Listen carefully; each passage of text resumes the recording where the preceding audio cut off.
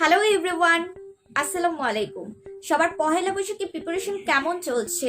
আশা করি সবারই হিজাব কেনা শেষ। আর আমাদের ইদানিং দেখা যায় যে বেশিরভাগই চোখ যায় পার্টি হিজাবগুলোর প্রতি, যেগুলো ছোট হয়। দেখা যায় যে আমরা যেভাবে লেয়ার দিয়ে পড়তে চাই, লেয়ার দিয়ে পড়া যায় না, একদিক দিয়ে লেয়ার দিতে গেলে আরেক দিক দিয়ে কম হয়ে যায়। দেখা যায় এরকম করতে করতে পিছন দিক দিয়ে থাকিই না। সো আজকে আমি দুটোই স্টাইল দেখাবো, আশা করি তোমাদের অনেক বেশি ভালো লাগবে।